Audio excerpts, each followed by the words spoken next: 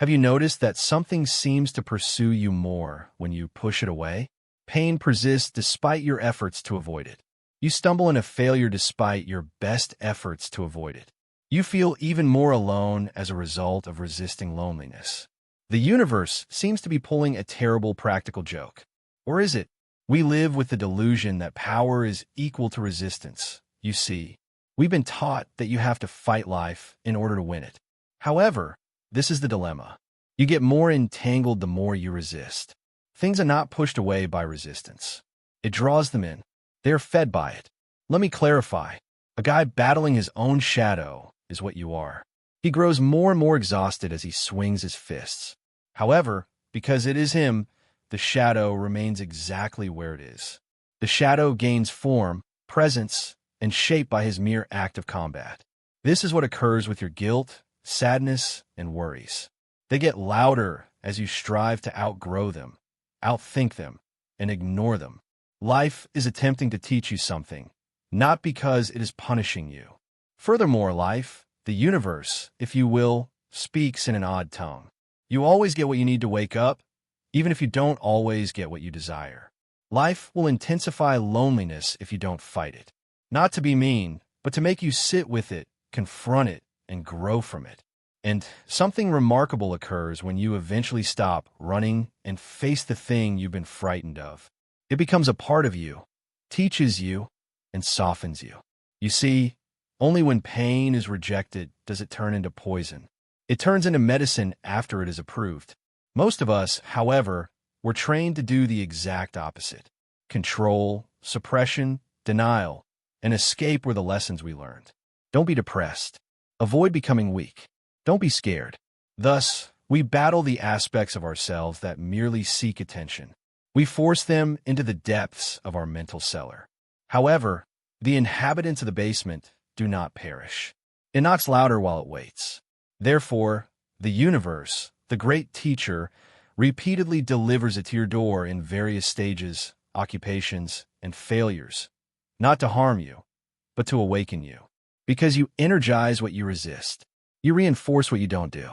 You attract what you dread. Energy flows where attention goes, not because of some magical penalty. And attention is resistance. It is emotive, compulsive, and attention-grabbing. Saying, I must never feel rejected, means that you have centered your entire existence on avoiding rejection. As a result of filtering your environment via that dread, rejection appears everywhere. You're hesitant to tell the truth. You examine relationships too much. Silence makes you anxious. And the rejection, real or imagined, increases because you're feeding it rather than because you deserve it. Failure is no different. You despise, fear, and resist it. Now, tension permeates every motion. Every danger seems lethal. Every failure seems intimate. It feels like the world is ending every time you make a minor error. Additionally, life continuously reveals the locations of your fears, much like a mirror. Therefore, why I'm experiencing this is not the question. Why I'm still rejecting is the true question. What do I refuse to see? What aspect of myself do I still avoid? Because there is no punishment in the cosmos. It reflects. It imparts knowledge. It reverberates. And the longer we ignore it, the louder its lessons become. What exactly is resistance? Strength isn't it? It's not defense. It's control disguised as fear. It's the ego stamping its feet like a toddler crying, no, no, no. This wasn't the plan. Here's the odd thing. Resistance is the mind saying, this should not be happening. Your preferences are not taken into consideration by life. It pays attention to your habits. Your energy is listened to by it. And the same thing you want to avoid is fueled by the force of your resistance. You exude a fear of emptiness if you are always resisting being by yourself. And your relationships become heavy, needy, and full of implicit expectations as a result of that anxiety seeping in. Then what? People are aware of it. They retreat. You also feel more isolated. Your story has now been verified. You see, I always get this. I'm always left on my own. In actuality, though, your resistance caused you to produce the precise thing you feared. This is the loop, and it wears you out. I want you to think of something crazy now. What if life provides the ideal circumstances for evolution? What if the heartache was a mirror rather than an error? What if the wait was a necessary break to rehearse your own voice rather than a punishment? The universe isn't cruel, you see. It's simply truthful. It is indifferent to your comfort. It is concerned about your growth. Furthermore, expansion is not safe. It takes place at the brink of your plans, at the brink of your comfort zone and your certainties. What do you do then? When life provides you everything you don't want, what do? You give up fighting. You strike a posture, and you ask not, why is this happening to me? But what is this showing me about myself? Because the moment you stop resisting, you start receiving. And what you receive may not be easy, but it will be real. Because the truth is, the universe has no obligation to protect your ego. Its only role is to return you to your true nature again and again and again, even if it must break your illusions to do so.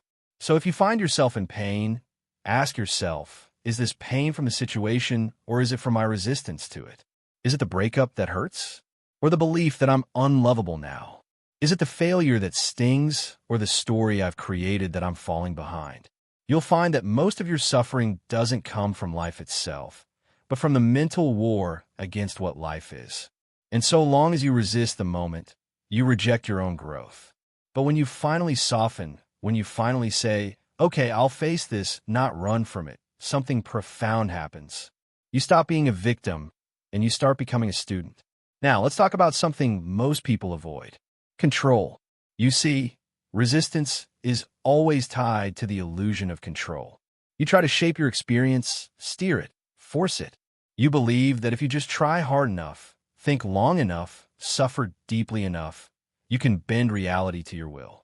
But here's the joke the universe keeps playing. The tighter you grip, the less you hold. The more control you demand, the more unstable your life becomes.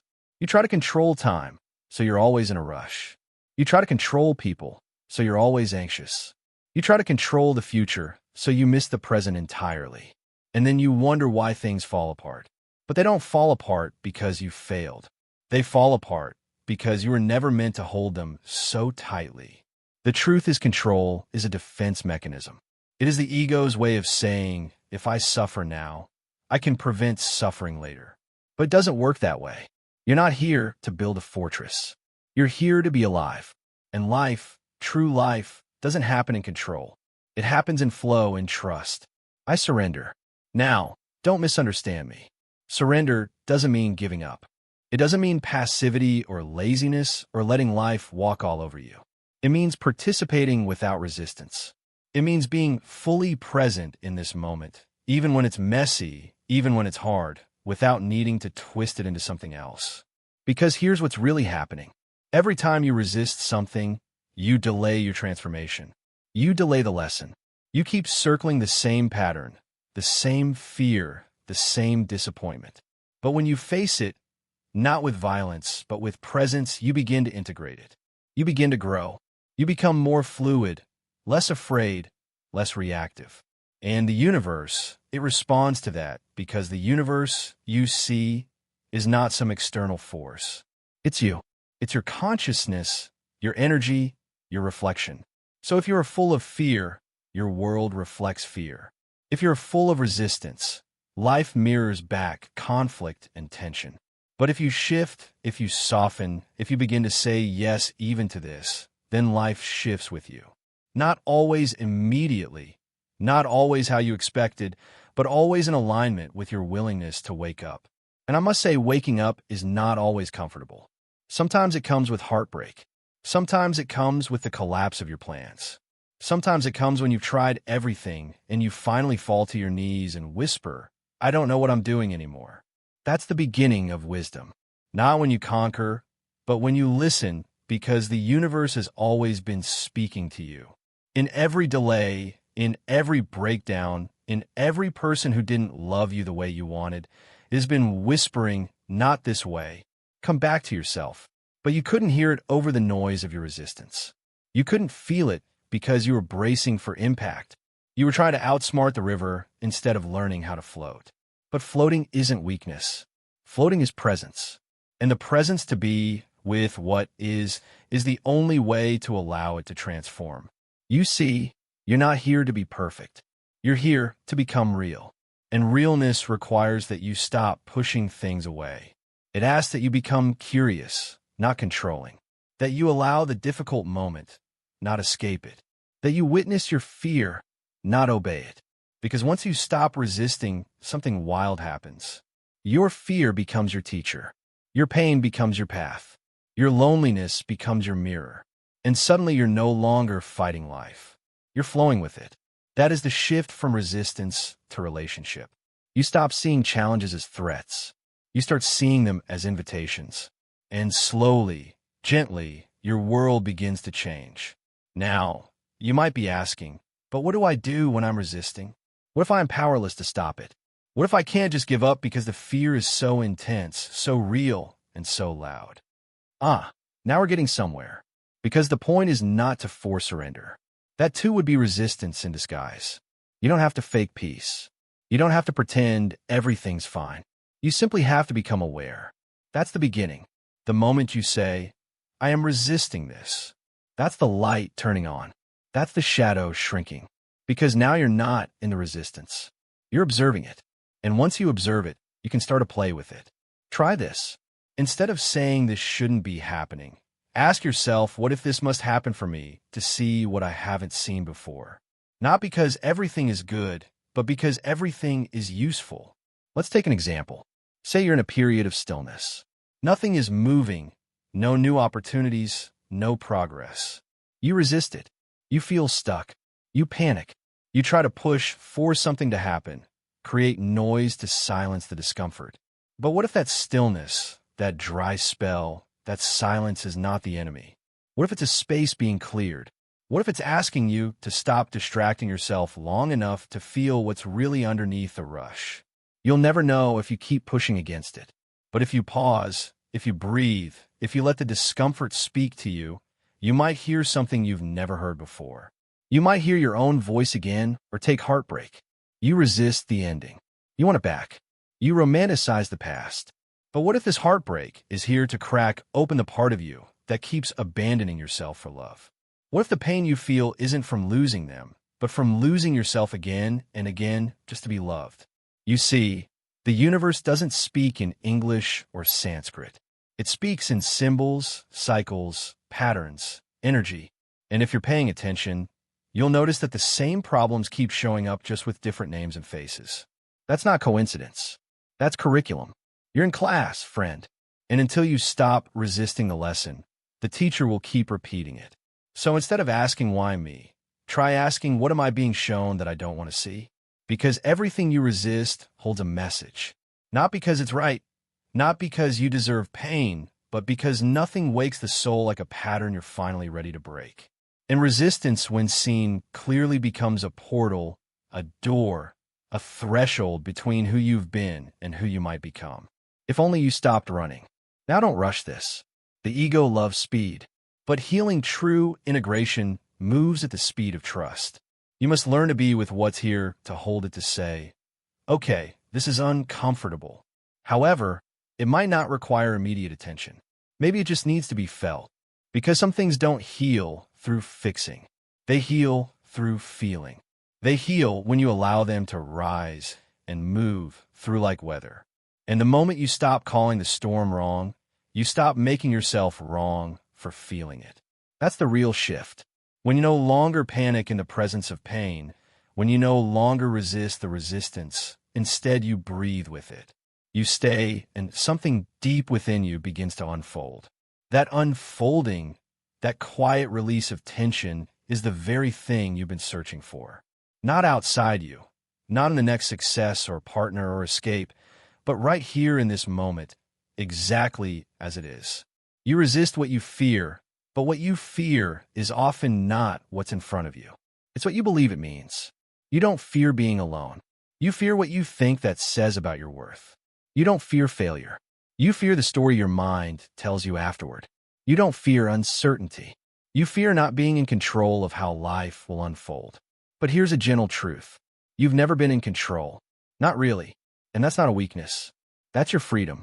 You don't have to carry the weight of every outcome. You don't have to calculate the meaning of every silence. You don't have to fight every shadow.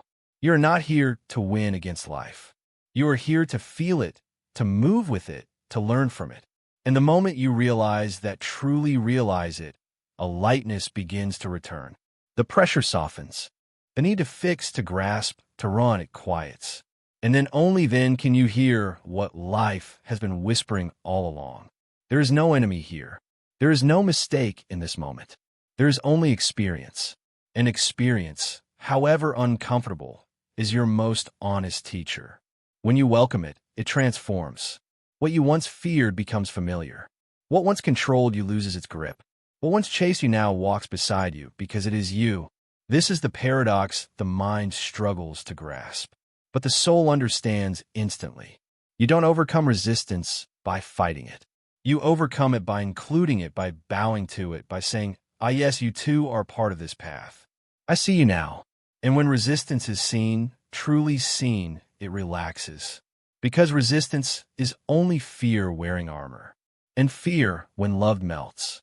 Now, let's ask a final question. What happens to your life when you stop resisting it?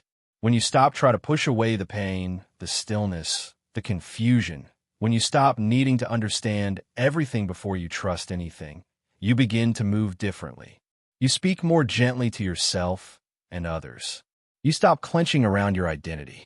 You become more curious, more playful, less bound to outcomes. And strangely, or perhaps beautifully, the very things you once chased begin to come toward you. Not because you finally proved yourself worthy, but because you stopped blocking the flow. Peace was always trying to reach you.